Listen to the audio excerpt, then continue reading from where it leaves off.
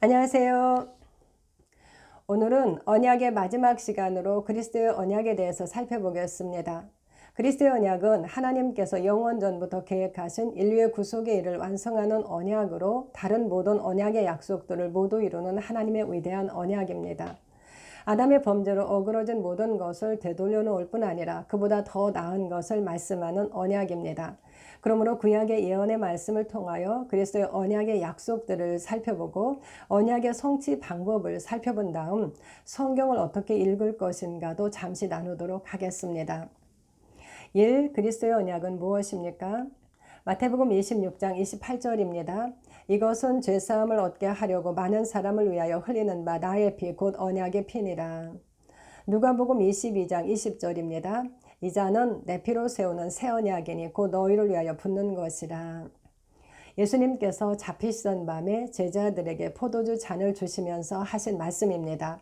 예수님은 제사함을 얻게 하려고 많은 사람을 위하여 흘리는 그분의 피로 세우는 언약을 말씀합니다. 그리고 그 언약은 새 언약이라고 말씀합니다.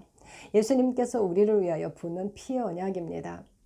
그리스도의 언약은 인간의 대표로 오신 그리스도와 하나님 사이의 언약으로 새 언약, 복음으로 불립니다. 이 언약은 아브라함의 언약을 다시 세우는 언약이며 전의 것인 모세의 언약을 폐하고 새롭게 세우는 새로운 언약입니다. 옛 언약이 율법이라면 새 언약은 복음입니다. 이 예언의 말씀으로 보는 새 언약의 약속들. 아담의 타락 이후 인류는 오랫동안 속량자이신 메시아를 기다려왔습니다. 또한 하나님께서도 그분이 기뻐하시는 뜻인 인류의 구원을 위해 열심으로 일하셨습니다. 복음은 하나님이 선지자들을 통하여 그의 아들에 관하여 성경에 미리 약속하신 것입니다. 하나님은 여자의 후손, 아브라함의 씨, 다윗의 자손, 처녀의 아들과 임마누엘, 기름 부음 받은 자 곧 왕, 마리아가 낳을 아들로 그의 아들에 관하여 알리셨습니다. 또한 창세기에서부터 그리스도께서 오셔서 하실 일과 그 결과에 대해서 말씀하셨습니다. 그러므로 새 언약에 대한 약속들이 모세와 선지자들의 글인 구약에 많이 기록되었습니다. 그중 많이 알려진 예레미야와 에스겔의 말씀을 살펴보겠습니다. 먼저 예레미야 31장 31절에서 34절입니다. 여호와의 말씀이니라. 보라, 날이 이르리니 내가 이스라엘 집과 유다 집에 새 언약을 맺으리라. 이 언약은 내가 그들의 조상들의 손을 잡고 애굽 땅에서 인도하여 내던 날에 맺은 것과 같지 아니할 것은 내가 그들의 남편이 되었어도 그들이 내 언약을 깨뜨렸음이라. 여호와의 말씀이니라. 그러나 그날 후에 내가 이스라엘 집과 맺을 언약은 이러하니 곧 내가 나의 법을 그들의 속에 두며 그들의 마음에 기록하여 나는 그들의 하나님이 되고 그들은 내 백성이 될 것이라. 여호와의 말씀이니라. 그들이 다시는 각기 이웃과 형제를 가리켜 이르기를 너는 여호와를 알라 하지 아니하리니 이는 작은 자로부터 큰 자까지 다 나를 알기 때문이라. 내가 그들의 악행을 사하고 다시는 그 죄를 기억하지 아니하리라. 여호와의 말씀이니라. 이 말씀에서 여호와의 말씀이니라가 4번 사용되었습니다. 언약의 하나님 여호와의 말씀입니다. 보라, 주목하라고 하십니다. 무엇을 주목합니까? 날이 이를 것입니다. 어떤 날입니까? 하나님께서 이스라엘 집과 유다 집에 새 언약을 맺을 날입니다. 하나님은 이사야를 통하여 새 일을 말씀하셨지만 새 언약이라는 용어가 처음 사용된 구절입니다. 하나님은 새 언약을 맺으실 것입니다. 그런데 이 언약은 하나님께서 그들의 조상들의 손을 잡고 애굽 땅에서 인도하여 내던 날에 맺은 것과 같지 아니할 것은 하나님께서 그들의 남편이 되었어도 그들이 하나님의 언약을 깨뜨렸기 때문이라고 말씀합니다. 남편과 아내는 언약에 대한 표현입니다. 새 언약은 그들을 인도하여 내던 날에 맺은 시내산 언약과는 같지 않다는 것입니다. 그 이유는 언약 백성인 그들이 하나님의 언약을 깨뜨렸기 때문입니다. 그러나 그날 후에 하나님께서 이스라엘 집과 맺을 언약은 이러하다고 합니다. 그 언약은 어떠합니까? 새 언약이 옛 언약과 어떻게 다른지 말씀합니다. 하나님은 내가 나의 법을 그들의 속에 두며 그들의 마음에 기록하여 나는 그들의 하나님이 되고 그들은 내 백성이 될 것이라고 말씀합니다. 시내산에서 그들과 언약을 맺으신 하나님은 모세를 통하여 두 돌판에 그분의 법을 기록하여 그들에게 주셨습니다. 그러나 그들은 끊임없이 그 언약을 깨뜨렸습니다. 그러므로 새 언약은 하나님의 법을 우리 속에 두고 우리의 마음에 기록하셔서 우리를 언약 백성 삼으시겠다는 약속입니다. 바울은 고린도에 보내는 편지에서 그들은 그리스도의 편지라고 말한 다음 이는 먹으로 쓴 것이 아니요 오직 살아계신 하나님의 영으로 쓴 것이며 또 돌판에 쓴 것이 아니요 오직 육의 마음판에 쓴 것이라고 하였습니다. 오직 성령으로 기록된 하나님의 법이 우리 속에 있습니다. 또한 그들이 다시는 각기 이웃과 형제를 가리켜 이르기를 너는 하나님을 알라 하지 아니할 것인데 이는 작은 자로부터 큰 자까지 다 하나님을 알기 때문이라고 말씀합니다. 어떻게 하나님을 압니까? 이 또한 성령님입니다. 예수님께서 보내실 보혜사 성령님이 예수님의 영광을 아버지의 영광을 드러내십니다. 그러므로 믿음의 아이들도 아버지를 알고 아비들도 태초부터 계신 이를 압니다. 요한일서 2장 14절. 그렇게 작은 자로부터 큰 자까지 다 하나님을 알기 때문에 하나님을 알라 하지 않을 것을 약속하십니다. 또한 하나님께서 우리의 악행을 사하고 다시는 그 죄를 기억하지 아니하실 것을 말씀합니다. 어떻게 하나님은 우리의 악행을 기억하지 않으실 수 있습니까? 하나님께서 빽빽한 구름 같은 우리의 허물을 안개 같은 우리의 죄를 없이 하셨기 때문입니다. 어떻게 없이 하셨습니까? 하나님의 어린 양이 우리의 죄와 허물을 가져가셔서 대신 형벌을 받으셨기 때문입니다. 그러므로 하나님께서는 영원한 자비와 영원한 긍휼을 말씀하셨고 우리에게 노하지 않으실 것과 책망하지 않으실 것을 맹세하셨습니다. 그리스도 안에 있는 자에게는 결코 정죄함이 없습니다. 다음은 에스겔 36장 24절에서 27절입니다.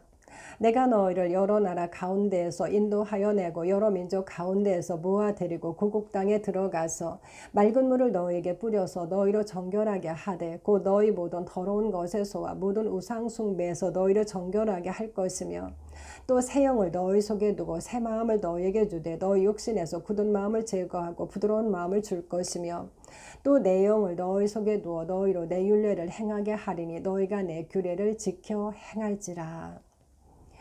모두 하나님께서 하시겠다고 말씀합니다.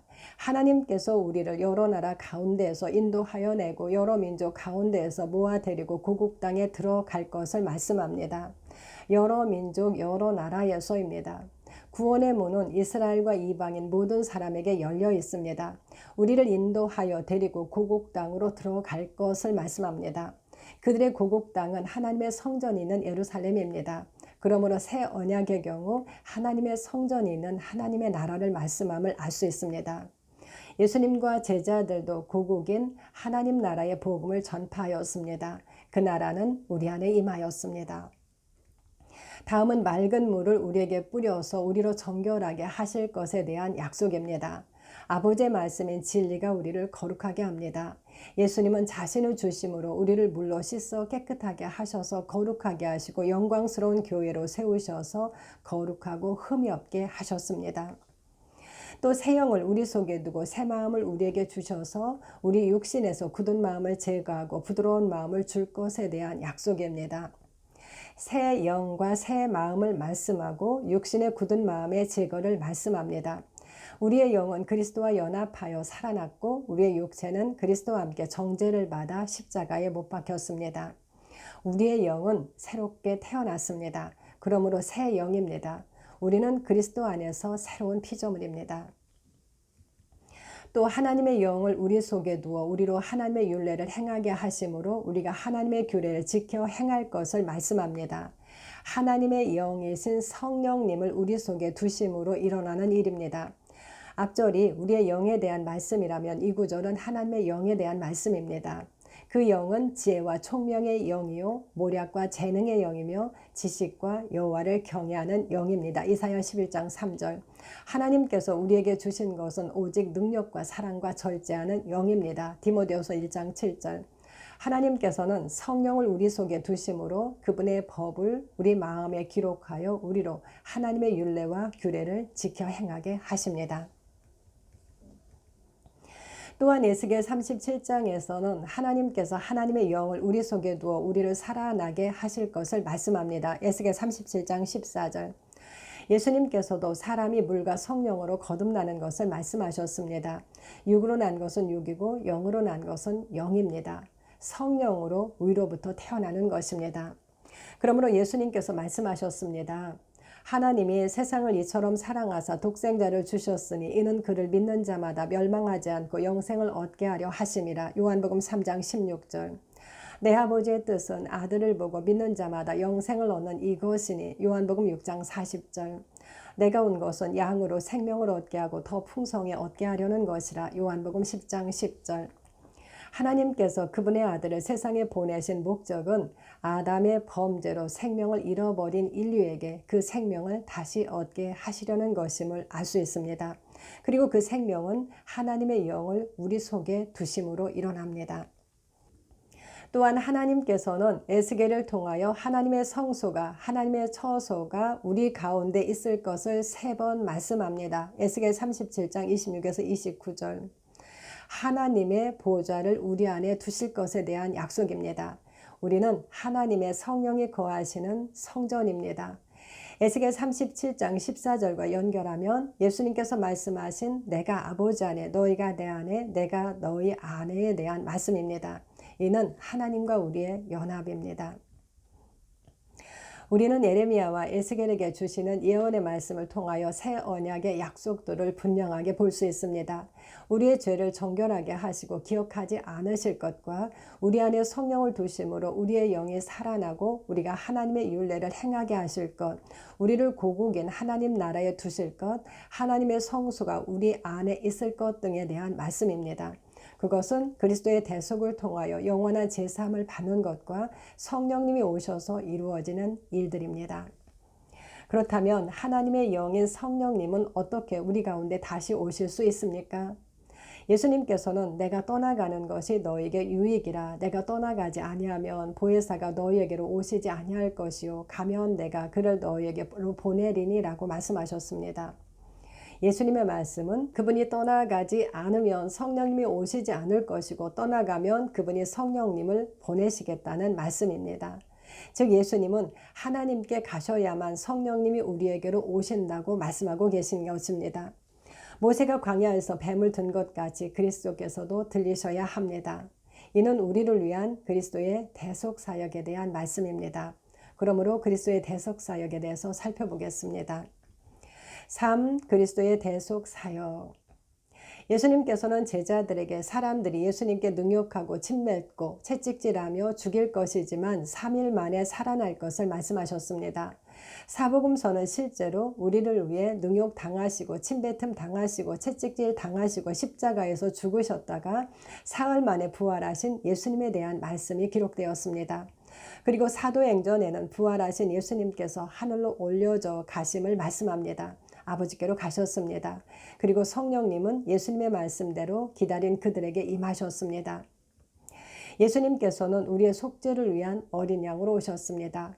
동물의 제사는 동물에게 죄를 전가하여 죽이는 것으로 끝나지 않습니다.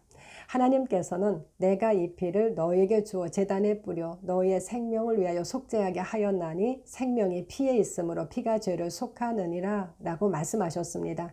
레위기 17장 11절. 우리의 생명을 위하여 속죄하기 위해서는 피를 제단에 뿌려야 한다는 것입니다. 구약의 모든 제사는 예수님께서 이루실 일의 모형과 그림자입니다. 실상인 그리스도의 대속 사역은 모형인 구약의 제사와 같아야 합니다. 그러나 우리는 대부분 그리스도께서 십자가에서 죽으신 것으로 모든 일이 이루어진 것으로 생각하였습니다.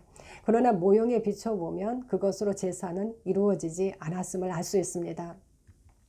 히브리서의 말씀은 그리스도의 대속 사역을 보여줍니다. 히브리서 9장 11, 12절입니다. 그리스도께서는 장래 좋은 일에 대제사장으로 오사 손으로 짓지 아니한 것 곧 이 창조에 속하지 아니한 더 크고 온전한 장막으로 말미암아 염소와 송아지의 피로 하지 아니하고 오직 자기의 피로 영원한 속죄를 이루사 단번에 성소에 들어가셨느니라. 이 말씀은 새 언약의 제사가 옛 언약의 제사와 어떻게 다른지를 설명하는 말씀입니다. 먼저 제사장에 대한 말씀입니다. 그리스도께서는 장래 좋은 일의 대제사장으로 오셨습니다. 장래 좋은 일은 옛 언약보다 좋은 새 언약의 일을 의미합니다. 새 언약은 옛 언약보다 더 좋은 언약이고 더 좋은 약속입니다. 그리스도께서는 아들이시면서도 받으신 고난으로 순종함을 배워서 온전하게 되심으로 순종하는 모든 자에게 구원의 근원이 되시고 멜기세덱의 반차를 따르는 대제사장이라 칭함을 받으셨습니다. 이제 그분은 더 좋은 약속으로 세우신 더 좋은 언약의 중보자로 더 아름다운 직분을 얻으셨습니다. 그리스도는 새 언약의 대제사장으로 오셨습니다. 다음은 장막입니다. 새 언약의 장막은 손으로 짓지 아니한 것, 곧 이 창조에 속하지 아니한 더 크고 온전한 장막입니다. 모세는 모든 것을 하나님께서 시내산에서 보여주신 본을 따라 장막을 지었습니다. 그들이 섬기는 것은 하늘에 있는 것의 모형과 그림자였습니다. 그러나 그리스도는 사람의 손으로 지은 성막과 성전이 아니라 바로 그 하늘에 있는 장막인 참 성소에서 섬기는 제사장이십니다. 다음은 제물에 대한 설명입니다.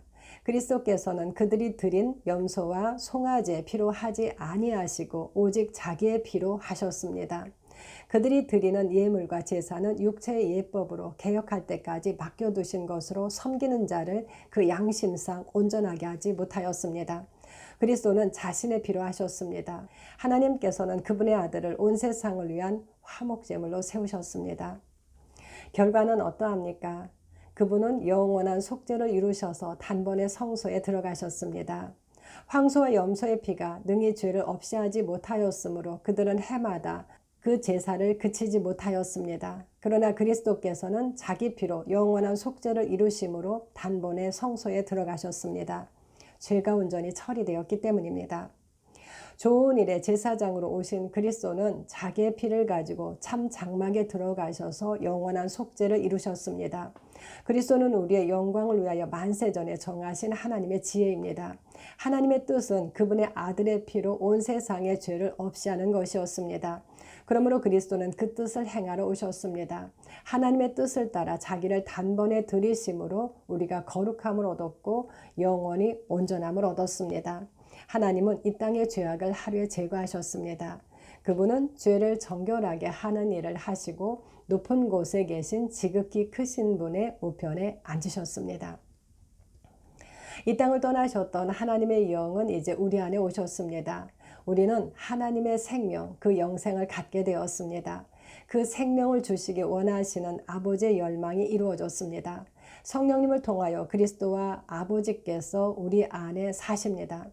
하나님의 나라는 우리 안에 임하셔서 하나님의 성소는 우리 안에 있습니다. 우리는 삼위 하나님의 연합 안에 들어가게 되었습니다. 4. 언약의 성취 방법. 그리스도의 언약은 모형과 예표인 아담처럼 인류의 대표로 오신 그리스도와 하나님 사이의 언약입니다. 그리스도께서 인류를 대표해 인류의 모든 죄를 떠맡아 죄가 되셨습니다. 그리고 그분은 그 죄의 심판을 당하셨습니다. 그분은 죽음에서 다시 살아나셔서 그 피를 가지고 하늘 성소에 들어가셔서 영원한 속죄를 이루셨습니다. 이미 언약이 세워졌습니다. 우리는 언약의 대표이신 그분이 하신 일을 믿음으로 그 언약 안으로 들어갑니다. 모든 인류가 아담의 범죄에 연합되었던 것처럼 믿음으로 그리스도 안으로 들어가는 자는 그리스도의 사역에 연합됩니다. 이는 성령님을 통한 연합입니다. 로마서 5장 12절부터 8장까지의 말씀은 그리스도와 연합된 우리에 대한 말씀이 기록되었습니다. 우리는 그리스도와 연합하여 그분과 함께 죽고 함께 장사되고 함께 일으켜져 그분과 함께 하늘에 앉혀진 자들입니다. 우리의 옛사람은 그리스도와 함께 죽고 그리스도와 함께 하나님의 새 생명으로 살아난 자들입니다. 사람을 떠나셨던 하나님의 영은 우리 안에 계십니다. 우리는 육신에 있지 않고 영에 있습니다.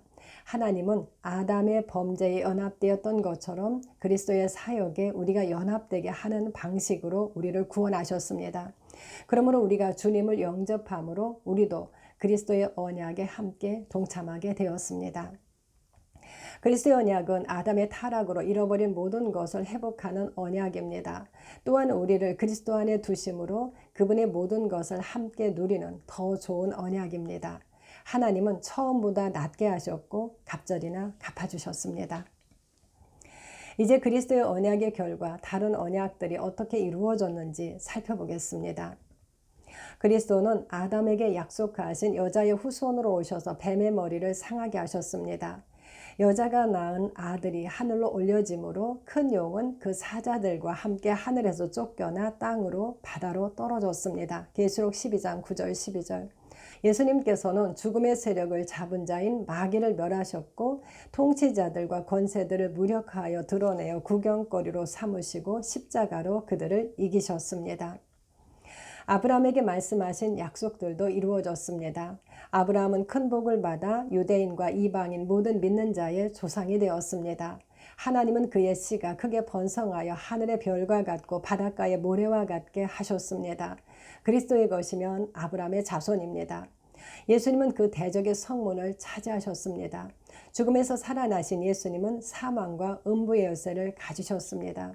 또한 예수님을 통하여 천하 만민이 복을 받고 있습니다. 하나님께서 다윗에게 말씀하신 약속도 이루어졌습니다. 그리스도는 다윗에게 말씀한 그의 아들로 오셔서 다윗의 왕위를 가지고 영원히 다스리는 왕이십니다.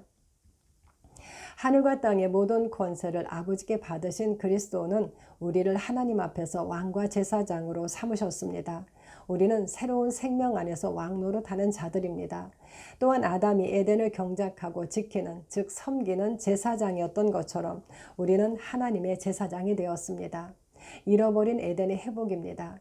하나님의 동산 에덴은 하나님의 보좌가 있는 하나님의 나라입니다. 아브라함과 이삭과 야곱에게 약속하신 기업의 땅, 선지자들을 통하여 말씀하신 고국 땅과 본토도 같은 말씀입니다. 우리가 이미 이룬 곳은 시온산과 살아계신 하나님의 도성인 하늘의 예루살렘과 천만 천사와 하늘에 기록된 장자들의 모임과 교회와 만민의 심판자이신 하나님과 및 온전하게 된 의인의 영들과 새 언약의 중보자이신 예수와 및 아벨의 피보다 더 나은 것을 말하는 뿌린 피입니다. 우리는 이미 하나님의 보좌가 있는 그 나라에 이르렀습니다. 이렇게 언약에 대해서 살펴보았습니다. 다음은 그렇다면 성경은 어떻게 읽어야 할까에 대해서 잠시 나누도록 하겠습니다. 모든 성경은 말세를 만난 우리, 즉 구원받을 백성을 위하여 기록된 것입니다. 창세기 말씀에서부터 우리는 모든 것의 시작과 타락 그리고 회복을 위한 하나님의 일들을 볼 수 있습니다. 앞에서 나눈 것처럼 하나님께서는 언약들을 통하여 그분이 이루실 구속을 설명하셨습니다. 모든 언약은 그리스도의 언약에서 완성됩니다. 그러므로 하나님의 모든 말씀은 그날을 향하여 있습니다. 하나님께서는 구약의 선지자들을 통해서 그날에 대해서 많은 말씀을 주셨습니다. 그러므로 우리도 그런 관점으로 성경을 보아야 합니다. 언약과 관련하여 구약의 말씀을 보고 이스라엘에게 주시는 말씀과 일어난 일들에서 교훈을 얻어야 합니다. 시편과 잠언도 우리를 위한 말씀입니다. 이사야로부터 시작되는 선지서들은 육적 이스라엘에 대한 말씀과 영적 이스라엘에 대한 말씀이 중첩되어 설명됩니다. 그러므로 우리에 대한 많은 말씀이 있습니다. 신약의 말씀은 그리스도께서 오심으로 시작되었습니다. 그러나 아직 새 언약의 날은 되지 않았습니다.